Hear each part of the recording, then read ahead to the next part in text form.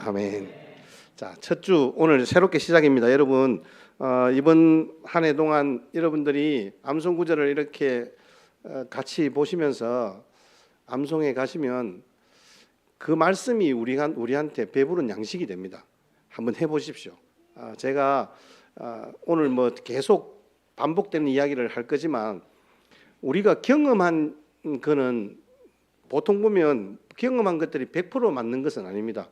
그렇지만 내가 경험해 본 것들은 확실히 저한테는 도전이 되잖아요.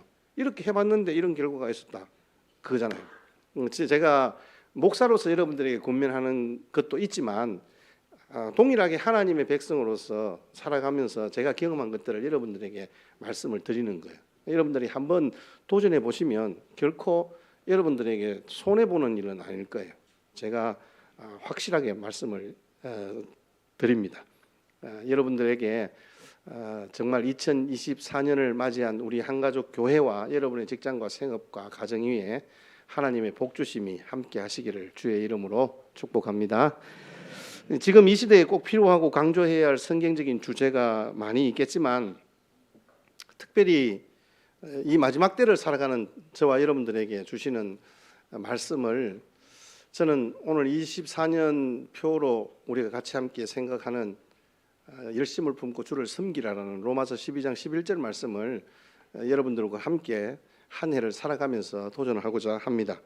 코로나19 팬데믹 시대를 지나오면서 굳어진 우리의 영적인 패배주의를 정말 과감하게 극복할 수 있기를 바랍니다. 우리가 보면 어렵더라, 힘들더라, 안 되더라 이런 생각들이 사실 우리 가운데 많이 있습니다. 그렇지만 이 모든 일들은 하나님의 계획 속에 있습니다. 우리의 인생도 마찬가지고 역사도 마찬가지고 앞으로 되어질 일도 마찬가지입니다. 주님이 다시 오시는 그날까지 하나님께서는 끊임없이 우리를 향하여서 손을 내미시고 우리에게 복 주시고 우리를 인도하시고 우리를 지키시고 그 여전한 주님의 십자가 사랑으로 우리를 돌아보아 주실 거예요. 단 그곳에서 내가 실망하고 넘어지고 자빠져요. 그러다 보니까 이게 제가 패배주의라는 말을 썼잖아요. 해도 안 되더라 이런 생각들이 내 가운데 있다는 말이죠. 아닙니다, 여러분. 해도 안 되는 것은 없습니다. 하나님께서 우리를 그렇게 세우셨고 저와 여러분 한 사람 한 사람을 그렇게 세워가시는 거예요. 저는 우리 한가족 교회를 생각하면서 이렇게 생각해 봤습니다. 사진 두 장을 한번 보겠습니다. 우리 교회는 사실 뭐 지역 안에서나 전체적으로 볼 때 막 이 전보 747 항공기나 막 이런 뭐랄까요, 저 푸른 대양을 누비는 그런 항공모함은 아닙니다. 우리 교회는 지금 이 진영에서 하나님 나라를 세워가는 하나님 나라의 조감도 안에서 우리가 겉보기에는 저렇게 크지 않지만 작지만 그러나 하나님께서 우리에게 주신 역할들은 아주 크다고 봅니다. 그게 뭘까요? 저 항공모함이 바다에 띄워지기 위해서는 건조되어지는 조선소에서 하나씩 부품을 만들어야 돼요. 저 항공기가 뜨기 위해서는요 자체적으로 제대로 방향을 선회하지도 못합니다. 그런데 말입니다. 그런데 이 보잉 747 항공기나 이 항공모함을 경납고에서 꺼내오는 견인차가 있어요. 견인차가 아주 작아요. 그림에 볼 때는 진짜 뭐 주먹만 하잖아요. 저 거대한 항공모함을 끌고 오는 에인선이 있단 말이에요. 747 전보 항공기를 끌고 오는 견인차가 있고 저렇게 큰 항공모함을 끌고 오는 에인선이 있어요.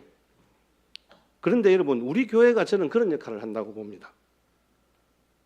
우리 교회에 속한 모든 성도들과 직분자들이 사명을 가지고 하나님의 나라와 교회를 함께 섬겨가는 일에 저 에인선이나 견인차 역할들을 감당하는 그런 우리 한가족 교회 공동체로 굳건히 서셨으면 참 좋겠습니다. 저와 여러분들은 함께 이 일을 위해서 부름받은 자임을 기억하고 우리 함께 하나님이 그렇게 열심히 일하시고 달려오신 것처럼 그 하나님의 열심을 품고 주님을 섬기는 복된 믿음의 백성들 다 되시기를 주의 이름으로 축복합니다. 우리 여러분, 로마서는 딱딱한 책이라고 생각합니다. 전부 교리를 이야기한다라고 이야기하는데 사실은 교리도 있습니다. 그런데 오늘 12장은 교리라기보다는 생활에 관한 겁니다. 그러니까 한 구절 한 구절이 모두 우리 그리스도인들이 생활하는 데 있어서 지침이 되는 말씀들입니다. 그러니까 어떤 뭐 깊은 묵상들이나 학자들의 깊이 있는 뭐 주석이 필요한 그런 구절들은 아닙니다. 말 그대로 그냥 여러분 듣는 대로입니다. 듣고 그대로 순종하기만 하면 되는 말씀입니다. 그래서 오늘 11절 말씀이 보니까 부지런하여 게으르지 말고 주를 섬기라. 부지런하여 게으르지 말고 주를, 여기서 여러분 모르는 낱말 없잖아요. 부지런하여 게으르지 말고 열심을 품고 마지막에 꾸미는 말이 주를 섬기라. 그러니까 여기에서 우리가 이 문장 속에서 기억해야 하는 말은 주님을 섬기는구나. 어떻게 섬길까? 부지런하게 섬긴다. 게으르지 않고 열심을 내서 주님을 섬긴다. 여러분 이 말씀입니다. 어려운 말씀 아닙니다. 주님을 섬기라는 아주 단순한 명령입니다. 로마의 수신자인 로마 교회 교인들은 주님을 잘 섬겼던 사람들입니다.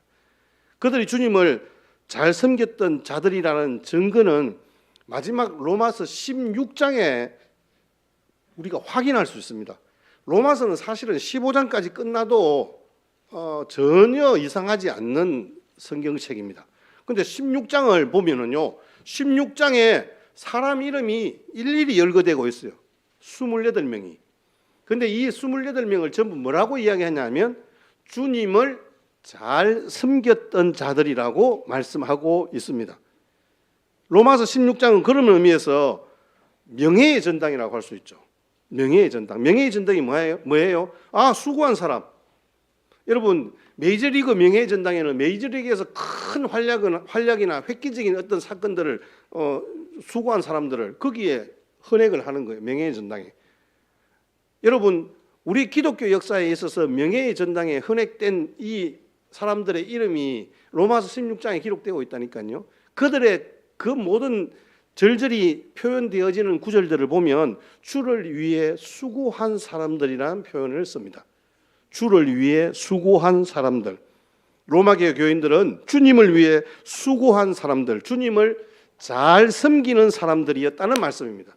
이렇게 주님을 잘 섬기는 로마 교회 교인들에게 오늘 사도 바울은 로마 교회 교인들에게 오늘 12장 11절에 주님을 섬기라라고 명령이 따로 필요했었을까요? 사실은 필요 없을 만큼 너무너무 잘 섬겼어요. 우리가 종종 쓰는 말 중에 주마가편이라는 사자성어가 있습니다. 주마가편. 달리는 말에 채찍을 더한다라는 뜻이죠. 여러분 잘 달리는 말에 오히려 채찍을 더합니다. 바울이 지금 하는 일이 바로 이것입니다. 여러분 조랑말이 말을 안 듣고 길들이기 전에 아무리 채찍을 때려봐요. 위에 타고 있는 사람들을 떨어내려고 그냥 난리가 납니다. 오히려 위험합니다. 그런데 정말 잘 달리는 말에 오히려 그 시선을 다른 데 두지 않기 위해서 여러분 갓을 씌우잖아요. 앞정면만 보도록. 그러면서 채찍을 가하는 거죠. 사도 바울이 주님을 잘 섬기는 로마 교회 교인들이 주님을 더욱더 잘 섬기기를 원했습니다. 그래서 그들에게 주님을 섬기라라고 명령하면서 거기다가 아울러서 열심을 품고 부지런하여 게으르지 말고 주님을 섬기라라고 말씀하고 있습니다. 지금까지 주님 섬기느라고 또 주님의 교회를 섬기시느라 수고 많으셨습니다. 특히 코로나19를 지나오면서 여러 가지 어려운 상황, 우리 개인적인 삶도 힘들었잖아요. 사실 그런데 교회에서 함께 또 교회 공동체를 섬긴다는 것 자체가 이건 어찌 보면 우리가 생각할 때 과외의 일이다라고 생각이 되어지는 경우들이 참 많이 있습니다. 그래서 이게 쉽지가 않은 거예요. 오늘 이 자리를 지키고 같이 함께 나와서 예배를 드리고 이렇게 하는 일들이 쉽지가 않아요. 그렇지만 분명한 것은 여러분들이 이런 일들을 위해서 잘 섬겨왔고 또 앞으로도 여러분들이 이 일들을 정말 잘 감당하리라 믿고 저는 다만 여러분들의 사업과 생업과 가정과 직장 위에 하나님의 축복이 번성하시기를 축복하며 기원합니다.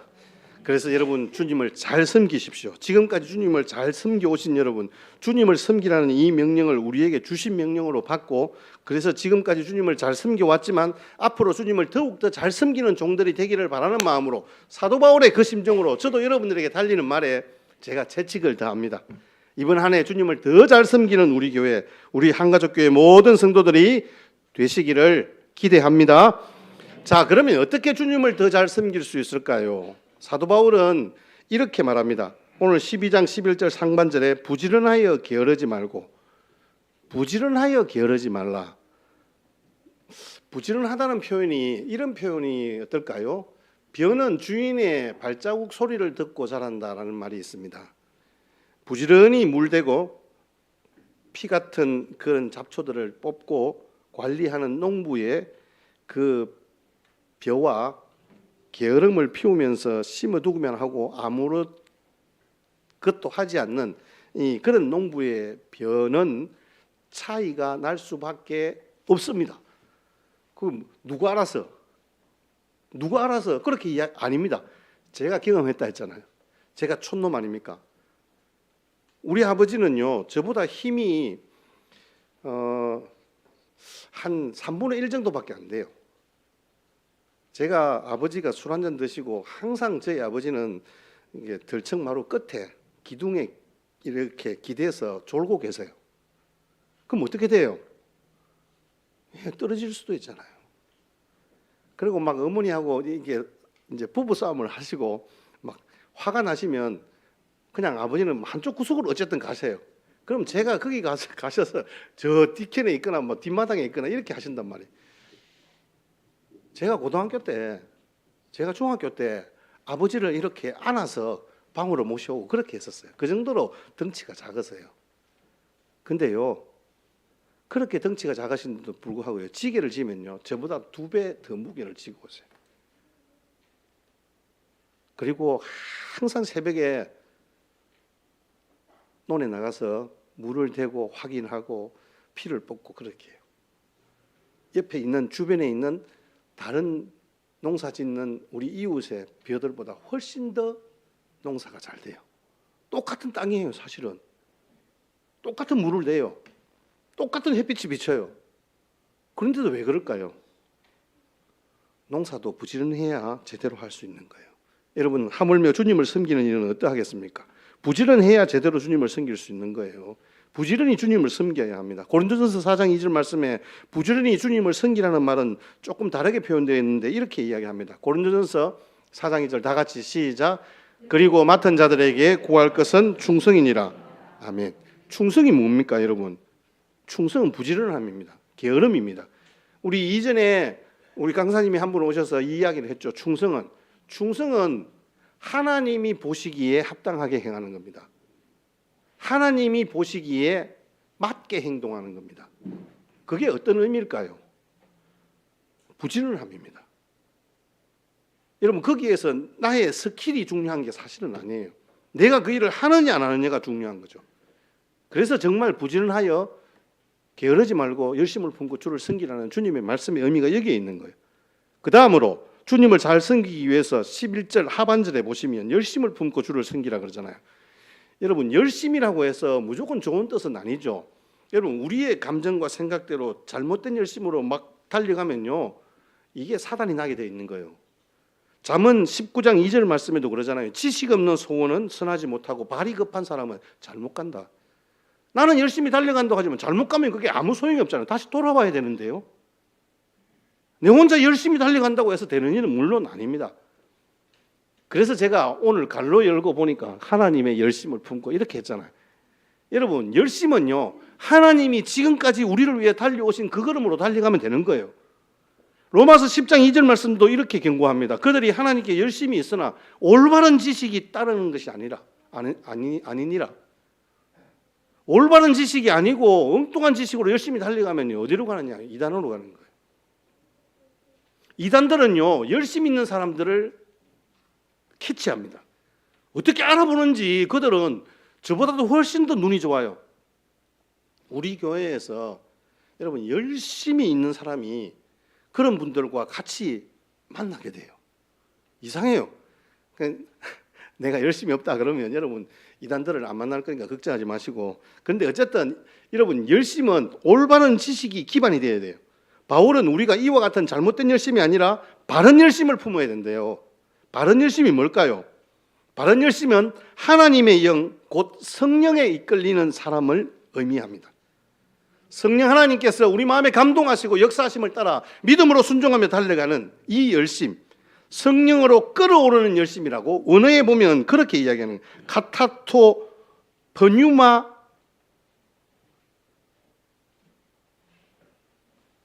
제온테스,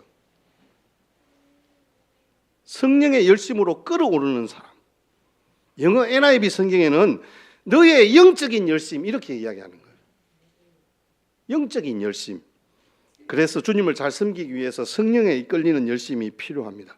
우리의 열심만으로는 하나님의 뜻과 상관없이 주님을 섬긴다고 착각할 수 있는 거예요. 그래서 하나님께서 지금 우리를 위해서 무엇을 하셨는가를 여러분 생각하시면 돼요.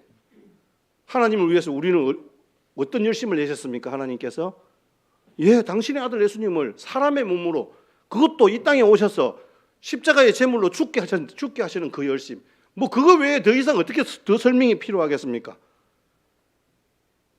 하나님의 그 열심을 따라서, 하나님의 그 열심 때문에 오늘 우리가 이 자리에 섰다는 것을 확인하고 주님 앞에 서는 거예요. 우리 열심만으로 주님을 섬기면요 금방 지치고 낙심할 수밖에 없습니다. 그러므로 우리에게 성령에 이끌리는 그런 열심이 필요합니다. 주님을 섬기면서 주님을 더 의지해야 하는 이유가 바로 여기에 있습니다. 주님이 우리 심령에 성령에 이끌리는 열심을 부어주셔야 우리가 주님을 더 잘 섬길 수 있습니다. 이번 한 해 주님을 섬기면서 더욱 주님을 의지하시기 바랍니다. 주님이 부어주시는 성령에 이끌리는 그런 열심으로 충만하시기를 바랍니다. 그래서 주님을 더 잘 섬기는 하나님의 백성들 다 되시기를 주의 이름으로 축복합니다. 조선 선교 초기에 이 땅에 복음을 전했던 선교사님들은 주님을 참 잘 섬기는 주의 종들이었습니다. 사진 한 장을 더 보겠습니다.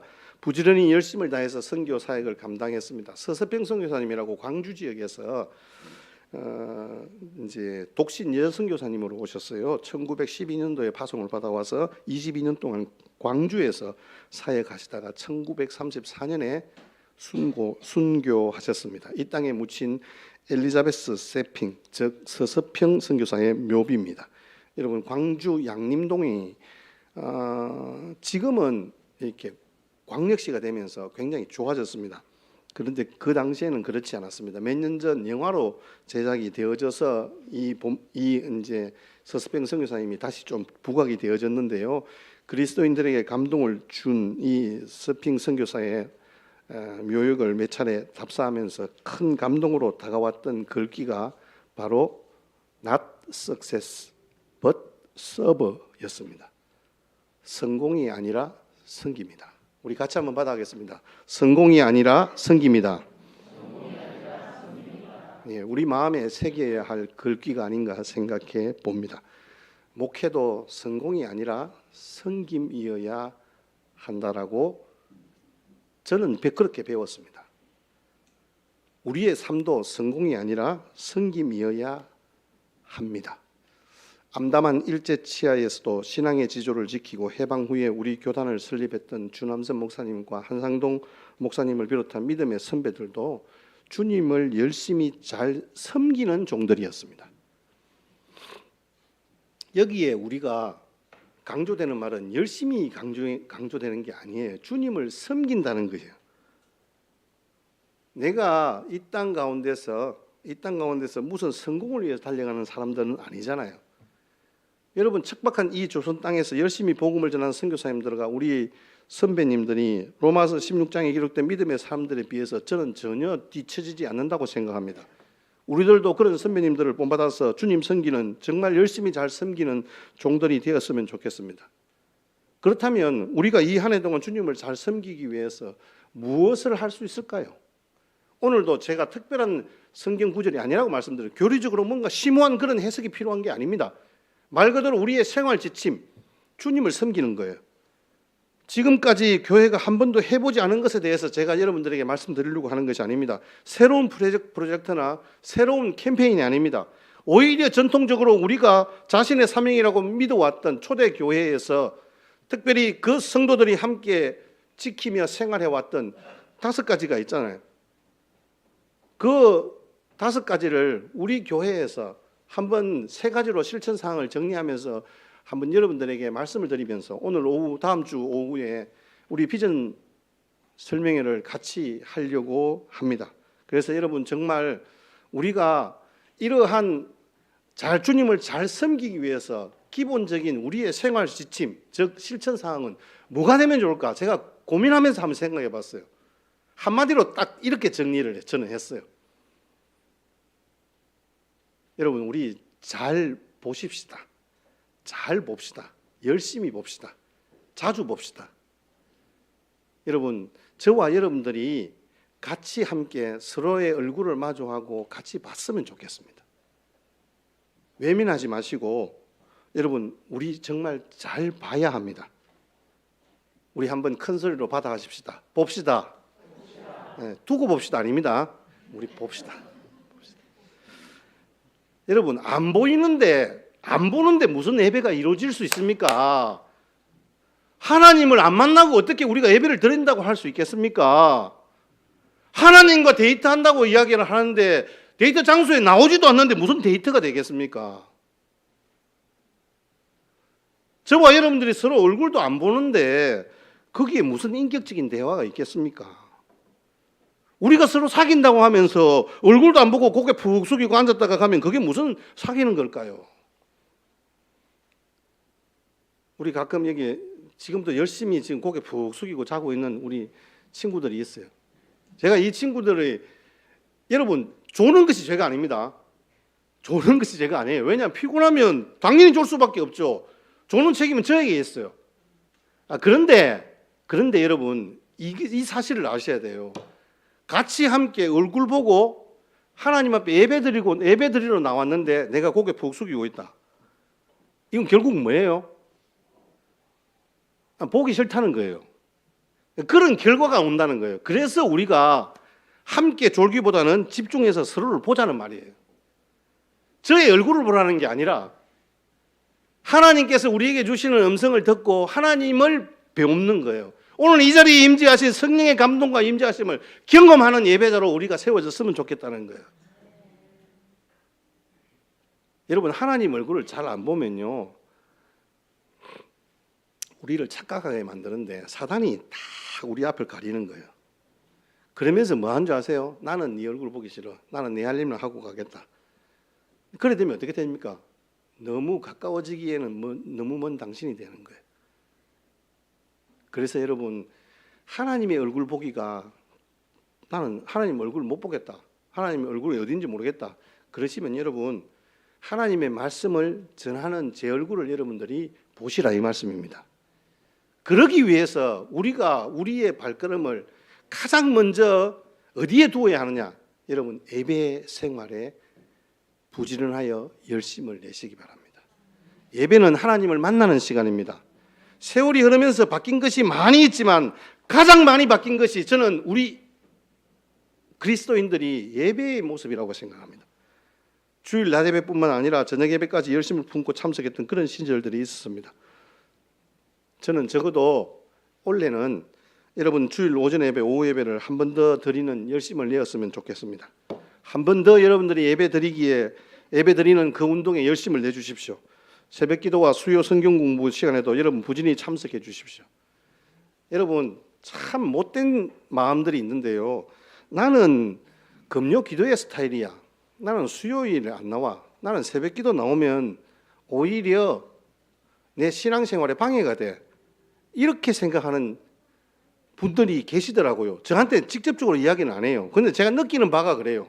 여러분 그건 누가 정한 겁니까? 하나님이 그렇게 정하셨어요? 새벽기도 안 나오는 게 여러분들의 신앙생활에서 낫다라고 하나님이 말씀하셨어요? 여러분 내가 정한 방식을 진리라고 말씀하시면 그건 곤란한 거예요. 아무리 우리가 열심을 해서 봉사하고 섬긴다고 하면서 하나님이 얼굴 보는 것을 무슨 운동 경기 구경하듯이 그렇게 한 달에 한 번씩 보러 온다? 과연 그걸 사랑하는 사회라고 이야기할 수 있을까요? 내가 아무리 봉사 열심히 하고 헌신한다고 해서 내 열심대로 그냥 나는 할까 하고 팽 돌아서 가버리면 그 상대방이 그 느끼는 감정이 어떻겠어요? 여러분, 내 사랑하는 아내가 집에서 열심히 청소하고 막 설거지하고 딱 끝냈어요. 그럼 방에 딱 들어가서 문 닫고 딱 그냥 같이 자요. 그럼 내 기분이 어떻겠어요? 사모님 그렇지는 않죠. 박 목사님 그 정도는 아니죠. 그거는 여러분, 예배는요 얼굴을 보는 겁니다. 존중의 의미가 담겨져 있는 거예요. 근데 우리가 예배 때나 집회 때 주일에 같이 보자고 같이 읽자고 그렇게 해도 죽어도 안 보는 사람들이 있어요. 제가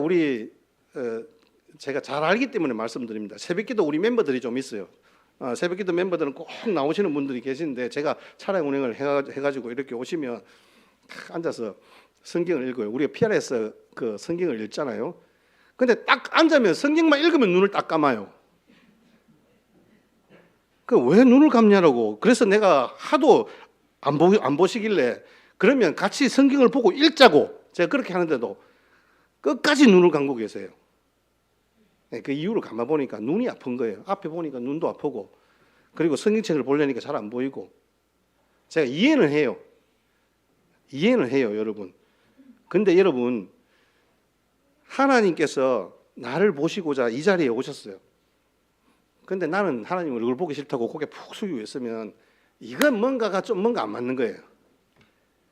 우리의 삶으로 복음을 증거한다라는 의미가 뭐겠어요? 결국은 주님께서 나를 사랑하신다는 그 마음을 내가 읽는 거잖아요. 지금 하나님께서 지금 그 눈빛으로 보내는 그 눈빛이 뭔지를 우리가 아는 거예요. 알겠다. 하나님 마음 내가 알겠다. 그래서 고개를 끄덕이는 거예요. 그래서 우리가 하나님 말씀을 배우는데 열심을 내고 훈련하는 일에 부지런히 열심을 내는 거예요. 우리 사실 한국교회는 선교 초기부터 성경을 배우는 일에 열심이었잖아요. 지금도 그 열심이 많이 식어버렸어요.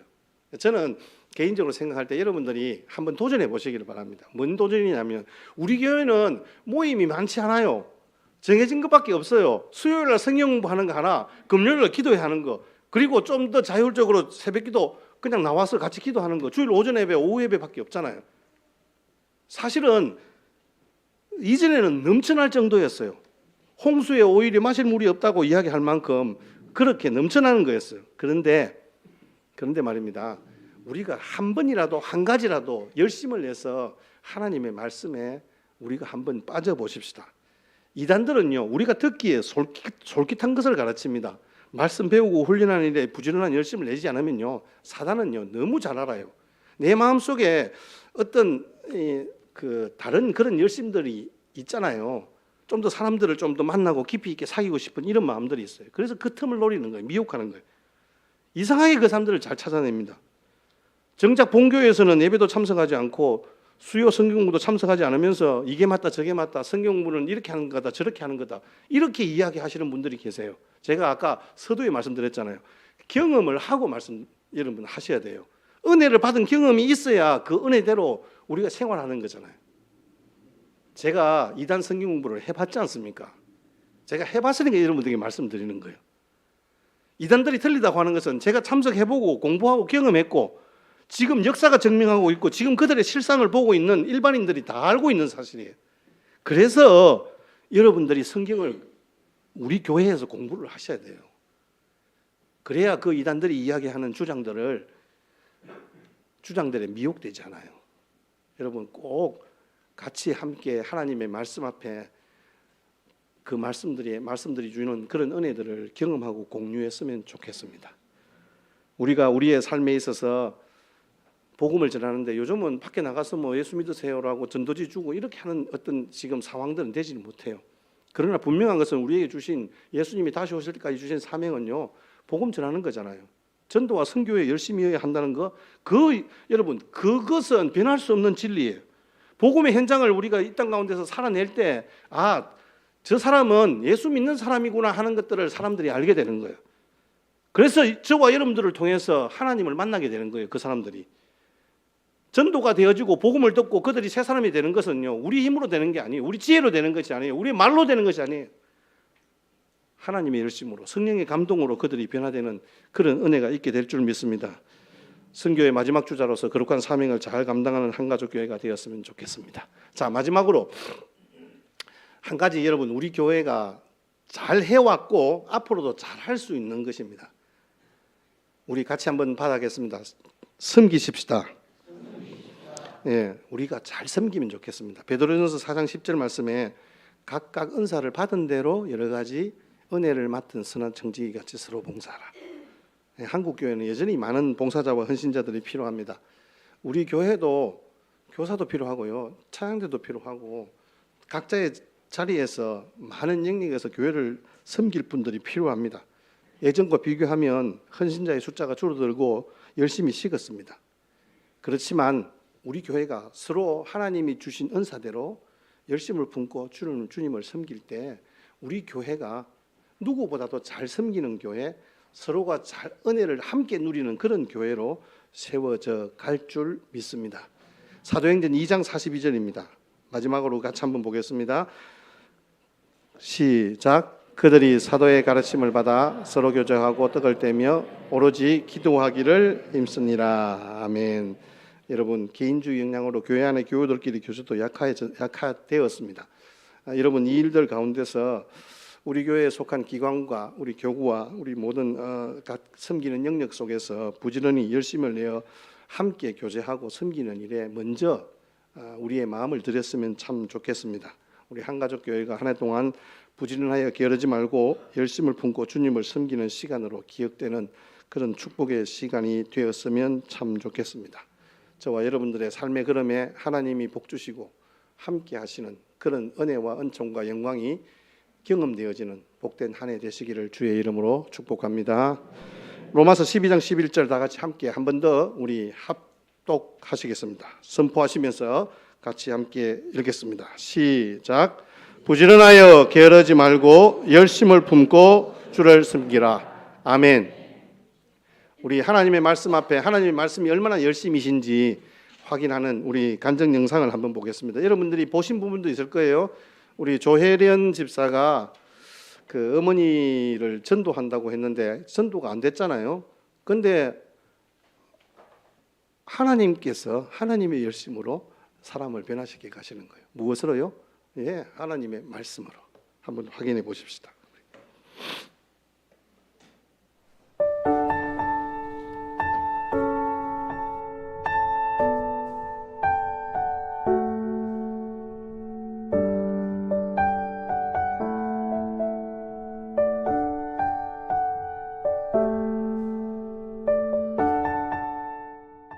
밥 먹고 몇 시간 동안 다 여러 가지 생각을 해봤다.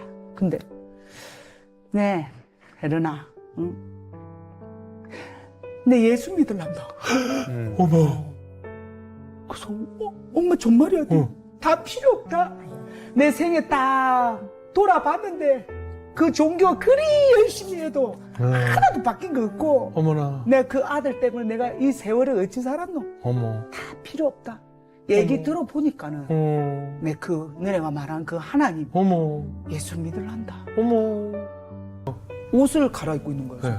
엄마 어디 가려고 그랬더니 교회 가야지. 토요일 아이가. 어머. 그때가 토요일이었고 주일이었거든. 갖고 거기 또 감사교회라고 있어요. 예. 거기 가서 엄마는 그날 영접기도를 하고 영접기도를 했는데 비행기를 타고 이제 한국에 오는데 엄마는 이제 좋은 자리고 우리는 이제 좀 이렇게 좀 떨어져 있었거든. 엄마 잘 있나 이렇게 봤더니 엄마가 우는 거야. 그래서 엄마 왜 울었니? 혜련아. 왜 엄마? 내가 지금 3시간 동안 주님과 대화를 했다. 어머. 근데 왜 울었니? 내가 이제서야 이 주님을 알았다. 어머. 내가 77년을 주님을 몰랐다. 왜 하면 좋노? 혜련아. 시간이 많이 없다. 어머. 이제서야 알게 된 주님을 너무 안타까워. 어머. 근데 내가 엄마한테 엄마 늦은 거 아니야? 엄마 지금이 가장 빠른 거야. 엄마 돌아가실 때까지 안 믿었으면 어떡할 뻔했어. 엄마 지금이 제일 빨라. 걱정하지 마. 그러지 하면서 엄마 위로를 해줘. 집에 가서 불단 다 없애고 그리고 나서 나한테 말한 게 혜련아 근데 이 크리스찬들은 뭐 이렇게 아침 저녁으로 하는 게 없고. 그래서 내가 그랬죠. 엄마, 내가 성경을 읽고 있으니까 엄마, 명희 언니도 성경 읽고 있고, 혜숙이도 읽고, 엄마 성경 읽고. 성경 읽으면 엄마 너무 좋아해. 내 눈이 안 좋다. 그럼 내 초등학교도 안 나왔다. 괜찮아. 그래갖고 진짜 대왕 성경 있지, 2만 원. 12만 원짜리 있어. 있어. 이만한 거 있어. 글씨가 거의 초코파이만 이만해. 막 이만한씩 해. 눈에 안 들어올 수가 없어. 맞아, 있어. 순장님이 선물로 사준 거예요. 그걸 이제 창세기 1장 hö초에 하나님이 천지를 창조하시니라 라고 시작을 해서 매일 10시간 읽는 거예요. 매일 10시간. 처음 읽을 때 55일 만에 일독을 했어. 55일 만에. 그걸 소리도 안 해서 화장실 갈 때도 여기다 자를 받쳐놔 이렇게. 레위기 다 받쳐놔. 읽다가 계속. 지금 이제 5년 1개월 됐어요. 지금 예, 9월 예. 달이니까 네. 8월에 갔거든. 예. 54독째예요. 54독째. 할렐루야. 25일 만에 일독치게요. 성경이 어려워서 못 읽어요. 내가 교회 다니는데 일독을 안 한 이유가 있어. 너무 어려워. 졸려. 어려워. 라는 것을 우리 엄마를 사용하셔서 그냥 한 방에 어려워요? 엄마 초등학교 안 나왔다니까. 처음 읽은 게 내 간증집이고 그 다음 두 번째 읽은 게 성경책이에요. 엄마가 그 성경을 딱 사독했을 때 그러니까 1독, 2독, 3독 사독했을 때 아침에 흥분해서 전화가 온 거야. 혜련아, 그래서 왜? 이렇게 내 소변줄을 뗐다. 어떻게? 성경 읽다가 소변이 자연스럽게 나와서 진짜 소변줄을 거의 진짜 뭐 많이 사야 싸다고 해서 쟁여놓고 했거든요. 하나님의 말씀은 살아있고 활력이 있어서 좌우의 어떤 날성검보다 예리하여 혼과 영감이 관절과 골수를 찔러 쪼개기까지 하는 엄마의 지금 소변줄 안 쳤어요. 어머나. 그러니까 말씀으로 엄마는 회복되었고 씌우셨네. 엄마가 진짜 심장도 이렇게 조여오고 왜냐면 이제 82세가 되셨으니까 예. 근데 너무 상황이 좋았어. 엄마가 뭐랬는지 알아? 이 위쪽은 10대다. 뭐 아래쪽은 뭐 모르겠다. 애를 많이 낳아서 그런지 모르지만 딱 앉아서 성경 읽고 총명 총명해진다. 뭐 물어봐라. 다 할 테니까는. 어머나. 얼마나 총명하지.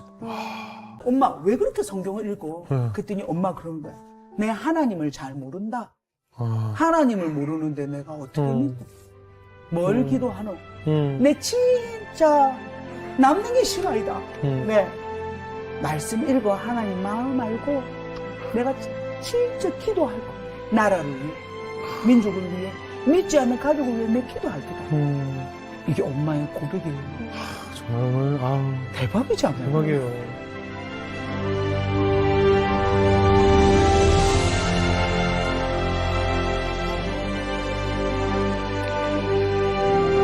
여러분 말씀을 보시면 하나님의 마음이 보입니다. 하나님이 얼마나 열심히 우리를 응원하시고 우리를